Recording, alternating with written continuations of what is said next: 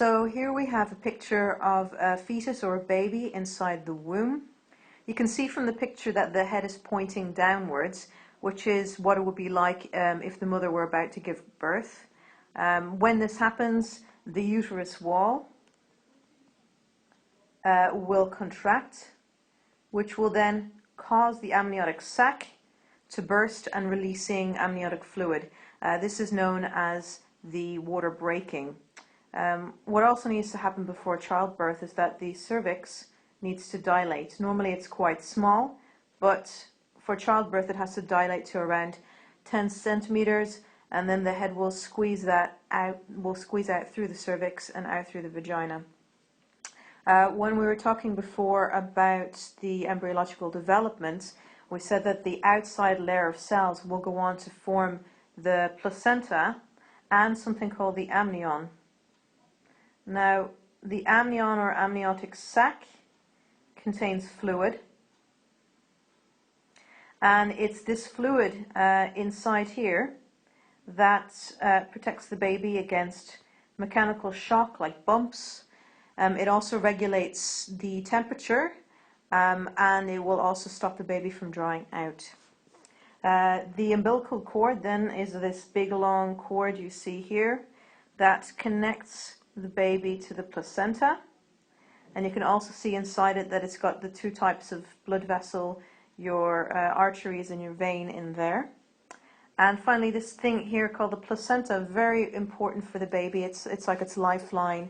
The placenta has got several functions. It acts as a point of attachment to the baby.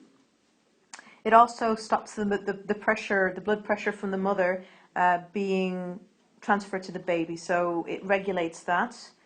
It also acts as a barrier, a physical barrier to most toxins and most pathogens. And finally, it provides the baby with nutrients and oxygen that it needs to grow. On this page, we're going to have a look at the placenta in a little bit more detail. Over here on the left-hand side, you can see the umbilical cord, and it's attached to the placenta, which is all this stuff here. This is just one small part of it, but it's got a very large surface area so that lots of exchange can happen. Now, on the left-hand side here is the mother's blood supply. So you can see the maternal or the mother's arterial, which is going to be bringing oxygen and nutrients. So glucose as well. The glucose and oxygen are needed for aerobic respiration. Also things like amino acids, fatty acids as well, and water.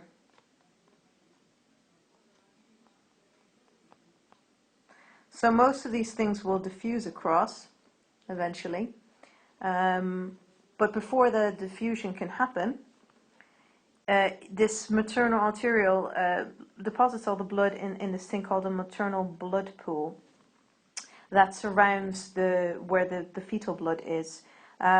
So it comes in here, and then all these things, glucose for example, and the oxygen will diffuse through and into the fetal capillaries, which are inside these fingers or these villi.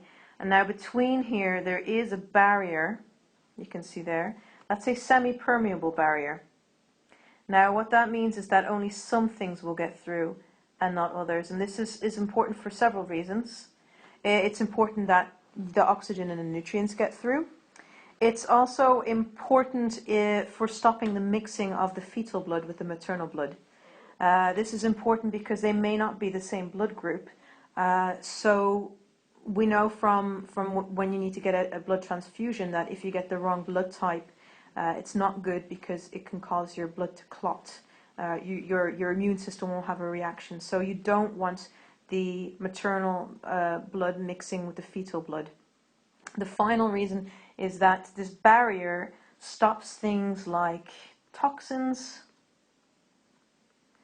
and pathogens. So pathogens are those viruses and bacteria that can cause harm. Now I say it stops most of them. Toxins like nicotine, for example, heroin, drugs like that can get across. which is not good for the baby. And some pathogens can also get across, things like rubella. The rubella virus may get across as well. So it acts as a barrier to most things, but not all things. So once these things get through, they diffuse into here, which is the capillaries, and then this will go back via the umbilical vein to the heart of the baby. Now it's a vein, but it is oxygenated, which is unusual. Now, when the baby has used up the oxygen and the glucose and it has waste to get rid of, that comes back through actually the umbilical artery, which in this case is a blue color to show that it's deoxygenated. It's carrying a lot of CO2, so the umbilical artery is carrying CO2, waste product from respiration. It's also carrying urea, and it may have water to get rid of as well. So these will come out through the capillaries and back into this maternal blood pool, which will then all be collected and it will leave and go to the mother in the maternal venule.